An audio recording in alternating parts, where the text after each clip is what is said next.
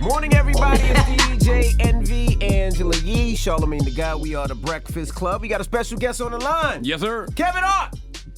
What up? Kevin. Am I on the line or am I on a what? This ain't a line. Well, come on now. You looking every bit of 40 plus right now. Now stop. Too close. I came in hot. My bad. I came in aggressive. My bad. Just back up a little bit. My bad. Just to let you know, Angela Yee's a little twisted. She went out last night. She's drunk. She had a good time last night. She's a little intoxicated, just to let you know. Good for you. Hi. Oh, yeah, you are drunk. Jesus Christ. Bye. Good morning. Good morning to you. So you're working already this morning? Yeah, I'm on set. I'm in Toronto. I'm shooting a movie called Man from Toronto. So my call times be pretty early. So right now you're in my humble abode. This is my trailer. This is my home away from home. Mm-hmm. Yeah, I saw you enjoying yourself the 2 Chainz gray area yesterday on set when you had Woody Harrelson acting like he had some rhythm.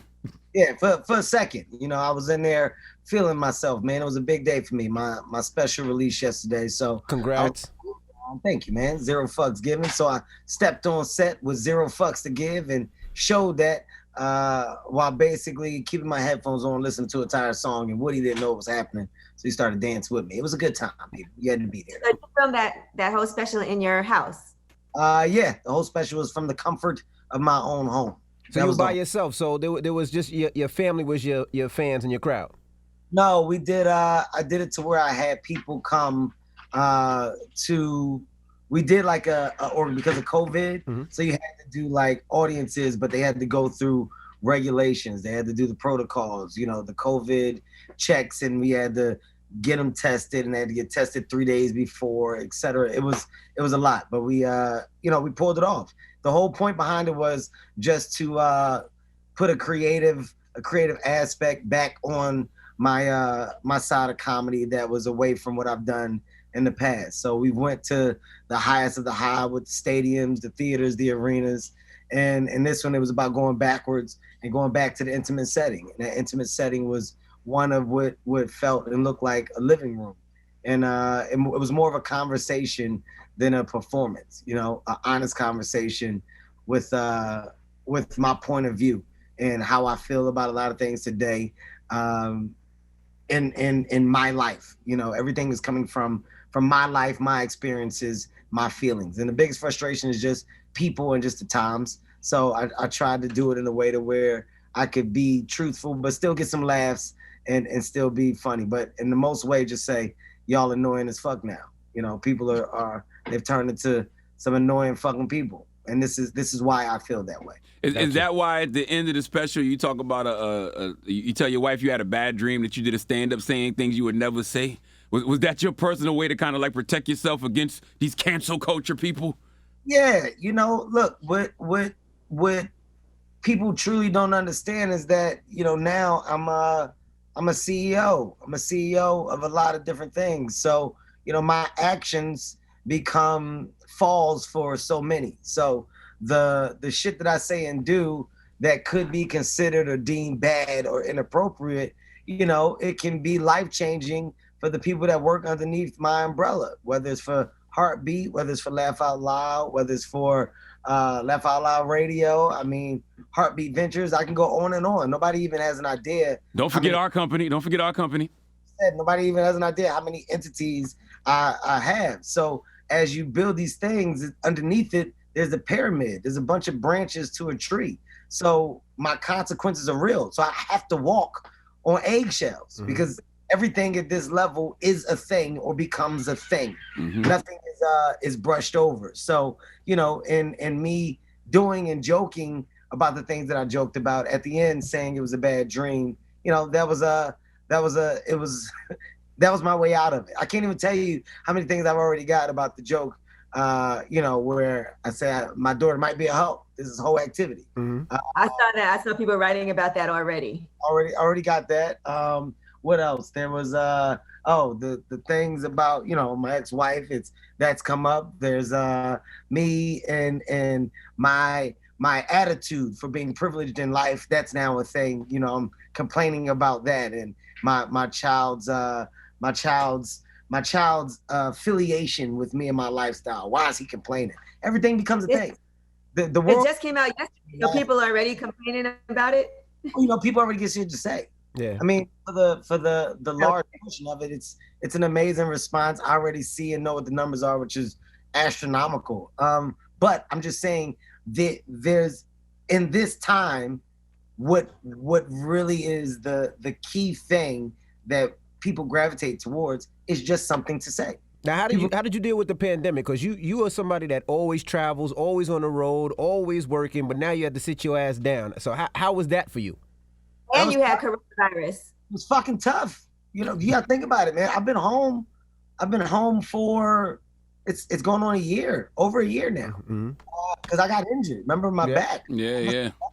So I was sat down for that, and then after that, the pandemic hit. So I literally did. This was a result of the pandemic. I was home, and I was like, yo, I got to figure it out. I got to do something. I got to put the pen to the pad. So I started to create the stand-up, and when they finally opened up Los Angeles, I went and found like a restaurant that was outside, and it was like 10 people, you know, that would come, 10 to 12 people that would come here on a daily, and you couldn't legally do shows or performances in California.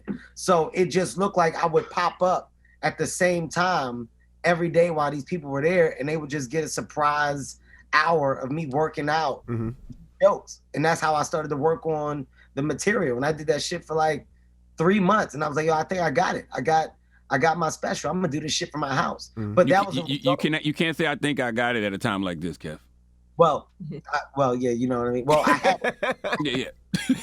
You know, Kev, I was on Twitter yesterday because I saw your name trending, so I clicked on it just to see if it was one of the jokes or something that pissed people off. But it wasn't. It was a lookalike from Zambia. He said he stole your face. I thought it was somebody playing with a filter on social media. I'm not gonna lie. No, that's him. That's him. Shit's scary. Yeah. That's him. That's cool. Like, you know, when people say somebody look like you look at them, and you like, man, I may not be attractive. Like, I may be fucked up in the face. And then I look like this. This guy actually looks like me. Like, it's not a joke. No, it's not. My brother. He looks exactly like we were birthed from the same woman. But I thought he was playing with a filter. Like, Me one too. of the things. But that's him. That's the second time I've seen it. That's crazy. Did you reach out to him at all? Because when you see it, like, do you hit him up and be like, yo, you really do look like me? No, what, that shit weird. What am I saying?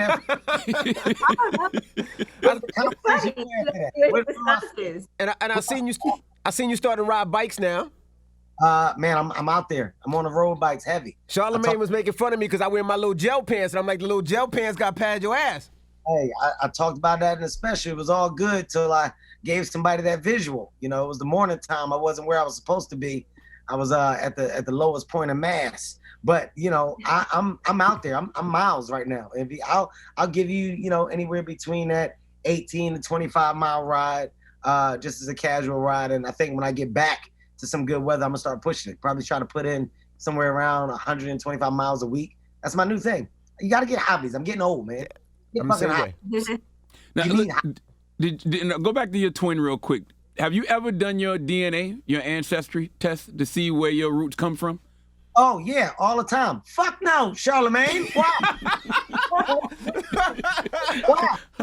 I'm just trying to see if you got family in Zambia, that's all. Who cares? Who cares? Yeah, Charlamagne, all the time. I check my DNA. Yeah. I did my latest check yesterday. Who gives a fuck? I'm not checking to see who I got, where I've never been. What do you want me to do when I find them? What do you want me to do? Just to know you got the connection to the motherland, that's all. Then what? You say, what's up, cousins? I'm coming to do a show out there. I never understood that. That's not my cup of tea. When people want to find family, then they go do that awkward meeting. Hey. You know, one of my homegirls found out that her dad wasn't her real dad from doing her DNA test. And she actually found her real father, but her whole life, she thought this man was her dad. You know what that's called?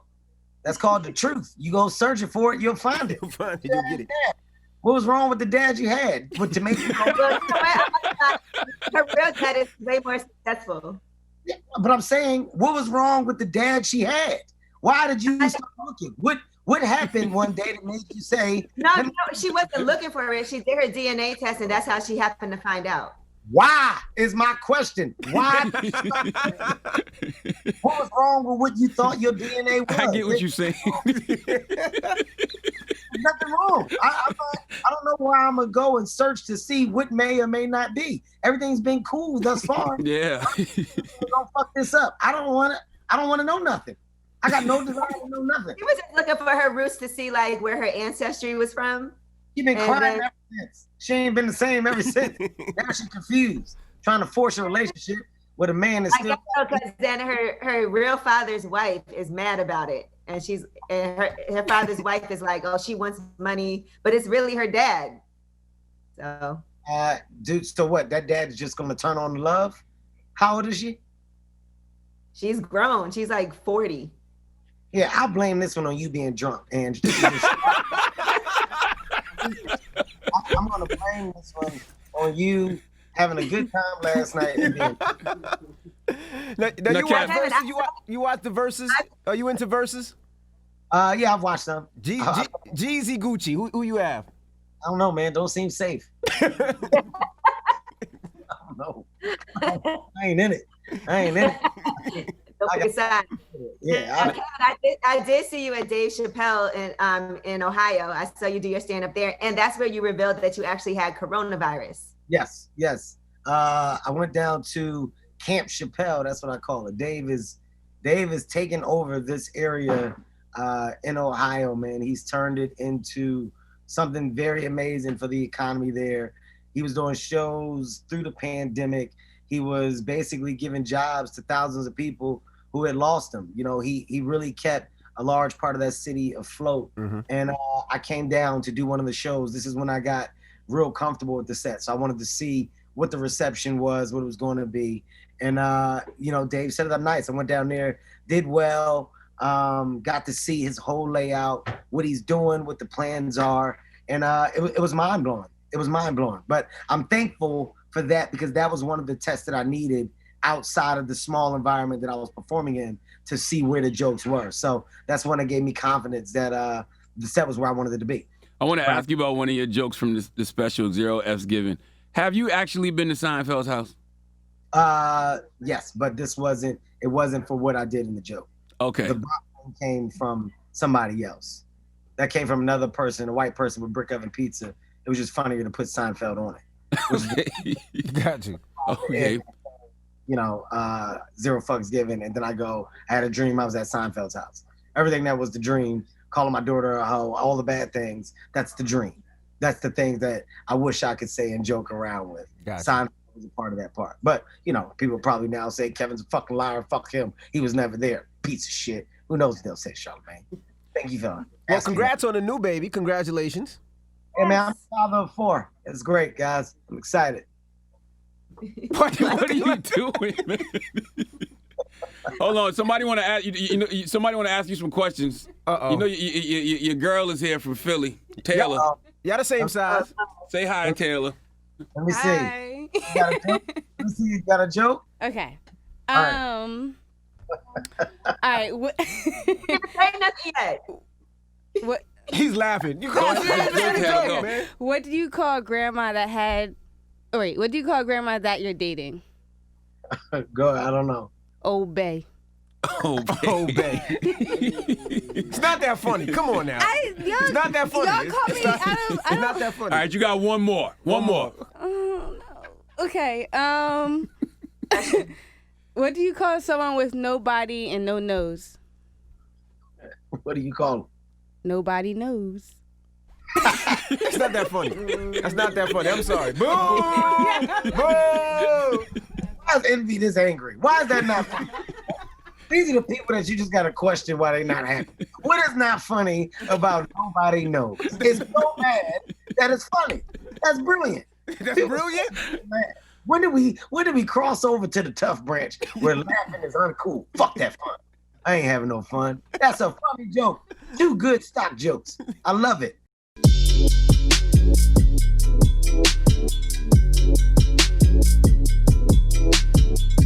Are we back? Yes, we're back. Kev Hart is here. It's the Breakfast Club. Why is your face so close to the camera? You can't see? This is why I turn it off when I be zooming. I don't like people knowing what I'm doing, because you forget that you're on a Zoom. So sometimes I go too close. I can still see y'all though. Yeah, we can see you. I was trying to look and see what's behind Ange. I don't know where she is. Oh, okay. I was like, what studio are you at? I just saw all the alcohol bottles. I said, maybe she's still having a good time right there. She is. Okay, I see it now, Ange. I didn't know what that was. Now, what's your question, Charlamagne? No, I want to ask Kev about the Audible situation that we just launched. How do you hope the platform with Audible will just help people on their journey, actors, actresses, whoever it is? Here's what I want people to know, man. Charlamagne and I are doing something strong, and it's because of, like you just said, the opportunity to inform and elevate within our community, the opportunity for knowledge, right? There's been a lack of diversity within this audio world of literature, right? There's an unknown side to it. People don't know that books are available this way within our community, within our culture. And what we want to do is drive a significant amount of talent and creativity to this particular idea, this IP. The world of developing audio literature concepts, autobiographies, stories, attaching our stars of today and yesterday to old IPs of the past and having them read them and voice them and bring light to them, to new ideas and bring light to them. It'll basically generate enough attention to this younger generation to go, oh my God, I want to listen to that. I haven't heard that. I would love to know that story. Oh my God, I would love to be informed or educated on said concept because X, Y, and Z is attached to it now. It's just about making our culture get excited about knowledge. How do we get you to want more knowledge? How do we get you to want to gain as much mental strength as you possibly can to go and do the things that you want to do in life, or simply have things that are constructive to do with your time? A lot of the negative shit that we deal with now comes from people just having too much time on their hands. Mm-hmm. You have too much time when you're doing nothing, and the idle mind is a lost mind. So how do we give you things to occupy your mind and put you in the best place to be the best version of yourself? This is an entity that I truly feel like we'll be able to do that at a high level. I gotta respect and appreciate Charlamagne, not just for his understanding of this world, especially when it comes to audio, but he has a true high level of love for wanting to engage with this culture and uplift this culture. And when you got people that have that mindset, that's the making of a great business. And I truly believe that's when we started with Audible. I got to give a shout out to them for believing in an idea, investing in an idea, and allowing us to have our own entity underneath their platform to be Black owned and driven towards our community to uplift once again. So, it's a dope thing. A dope fucking thing. Did you see Lorenz Tate and Lawrence Fishburne? They sold their audio show Bronzeville. They turning that into a TV show. This is the type of stuff that we're talking about. Mm-hmm. I mean, that's an amazing opportunity. And when you talk about audio show, it's a concept that people might not grasp and realize is real. You can have audio content. People are on the move so much now. Everything is on the go so much. So giving you things that you can have while doing the things that you do, especially having in your ears, that's powerful. It's different for today's time. Listening to what could be a movie in your fucking ears with no picture, having people act out things in your ears. It's a real concept and something that will be a reality and that we are both going to deliver on. I promise you that. I don't think. Oh, go ahead, you. I was going to say, I'm excited for that for you, but I'm also excited that you're remaking Planes, Trains, and Automobiles. Yeah, man. Me and Will Smith. That's the first movie that we're going to do together. Me and Will, we've been in the business. Will's been in it a lot longer than I have. But at the highest point of my career, it's always been crazy that I haven't cracked the code to work with Will. And we've had numerous conversations. And our last conversation, we basically said, we got to figure it out. It's now or never. And if it's not now, we would have done ourselves a disservice. we would have done our city a major disservice. Like, there's no reason for us not to be on the big screen together. And I agree, man. So we sat down and we tried to crack what the concept could be, and the remake of Plane, Trains, and Automobiles with our personality, with our cadences. It just fit. Out of all the things that came across our desk, this was the one that I said we can deliver and at a high level. So I'm excited about it. Are you the annoying one, the annoying character, or are you the one that's more straight-laced? Well, being that I'm annoying, I'm going to go with the annoying character. Yeah, I think that would work. What happened, man? I always wondered how far did y'all get with the production of Hollywood Shuffle? I know you and Chadwick Boseman, God bless the dead, y'all were supposed to do Hollywood Shuffle together, right? You know that Harlem Nights. What was the remake? It was one of them. We were doing Uptown Saturday Night. I'm sorry. So the craziest thing about Chadwick's death that hit me so hard is we were talking. We were talking and we were excited, man. Like I was proud of that brother for all that he was doing.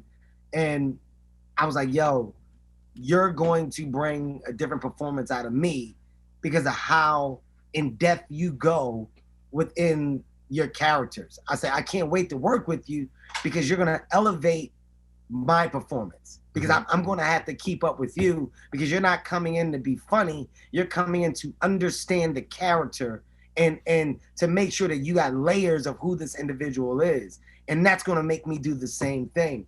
And the man was just breaking down the material. He was breaking down the individual. And as he was breaking it down, it made me go back and ask the right questions. And our writer had to constantly go back and change and redefine. And it was based off of Chadwick and his notes. And then the sudden tragedy of him passing away, it hit so hard because we never knew. Nobody never knew, man. And what I respect the most is that he didn't make it anybody else's business because he didn't want anybody else's pity. He didn't want anybody feeling sorry for him. He didn't want anybody laying out a red carpet because of his illness. Right. He wanted to continue to work and get the things that he deserved based off of his talent, based off of his true impact on the business. And nobody knew. Yeah. Nobody knew. Like he just did productions. He did a movie for Netflix that was shot. He did a movie for Apple that was nobody knew. We were developing Uptown. We're on the phone. We're talking about the character. And as he was losing weight, I was like, he's about to do another role. He never even discussed it. I never even brought it up because I assumed. Yeah. Nobody knew. And it shocked me. It hurt me because I truly know how good of a dude he was. Right. And I truly know what he brought to the world of entertainment and to the craft of acting. He was one of a kind, man. And you know, he'll forever be celebrated. But he was this generation's, and he is the Denzel for our generation. He was that. Right. Chadwick Boseman was that. As there's something or someone that comes in and replaces a thing that we've seen. And Denzel's going to be on a pedestal forever. But he was the talent that had the true makings of that machine. Right. He was going to be that machine plus more. And even Denzel said it. Even Denzel, you know, took that man under his wing and applauded him. So it's unfortunate, you know, and prayers go out to his family and to all that were impacted by a sudden death. Well, not sudden because the ones closer to him knew, you know, but I just, it hurts because I'm like, fuck, man. I almost got to work with that brother. Does it make you move different, Kev? Because one thing I'm noticing about you now, everything you do has purpose, whether it's the Audible deal where you want to amplify Black voices and increase literacy, whether it's the partnership with J.P. Morgan Chase where you're providing financial literacy. Can you do anything now that doesn't serve a bigger purpose? I'll be honest with you. I'm almost done, right? Like I'm almost at the point now where I'm about to chuck up the deuces and bow out. You know, it's I don't want to get to a point to where I'm not enjoying my craft. I don't want to get to a point where I no longer love doing what I do. And making people laugh, that's my pride and joy. You know, giving people a reason to smile is my pride and joy. When I see what we've become and where we're going, if we don't change and if it doesn't start to kind of get back to a way of good and positivity or positive engagement of reception and love and energy, I'm gonna remove myself. Like it's too much. When I think about my family, my kids, my wife, you know, and the energy that I'm putting out, it's going to be better used for other things if it's the tug of war of what can, what can't, what is, what isn't, what's good, what isn't. Like it's becoming just a lot. And at the age 41, you know, I bust my ass. I worked hard. I didn't do it to fucking be miserable at the end of the day. So when you say, does it have an effect on me? Well, my biggest effect now is it's truly not giving a fuck at the level that I once did, because I understand how precious life is. Wow. I understand how precious those moments are. And some people may not until that shit is almost gone. It's been almost gone for me on numerous occasions for different things. But that light really almost went out. So now it's not much that's going to bother me or move me like that. It's not much. And because of that, I would much rather, if it got to that point, I'm going to chuck the deuces up. I got you. I'm going to chuck the deuces up. I'm 41 years old. And I promise you, I'm not going to be a old man that's angry, that's supposed to be at the top of his game, and that's supposed to be enjoying the benefits from hard work. I'm going to give what I can, and if it's received, dope. If it's not, dope. I'm going to try to put on for my city of Philadelphia and create opportunities for this young generation. If people see that, dope. If they don't, dope. I'm going to try to uplift my community however I can through the times that we're going through. My community realizes it, dope. If they don't see it, dope. I'm not like the world of constantly battling for perspective and opinion and reception, right? Like you're trying to get received or what. I'm 41. I've been in it. I feel you. Yeah, right. I've been in it for a long time. So, you know, my knees are starting to hurt. I've been playing the game for a while. I'm tired of icing my knees. At some point as a basketball player, you turn your back to the basket. You no longer want to jump. You don't want to dunk. And after you start shooting fadeaways and people stop saying that you're playing the way you used to, you go, you know what? I don't want to play no more. I'm good. Matt, now I'm going to go own the team. Yeah, I thought I got better. I thought I got better with my back to the ball.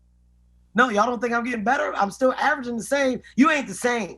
You ain't dunking on people. I know, but I'm still scoring. This doesn't make me better. It doesn't make me smarter. Mm-hmm. Y'all don't see that? Okay. I'm gonna go and coach the team that I used to love, and then I'm gonna try to own it, and then I'm gonna slowly back out. There you go. Well, we appreciate you for checking in, brother. That's right. Zero F's Given is on Netflix right now. I appreciate y'all. If you haven't seen it, go see it. Streaming everywhere on Netflix, man.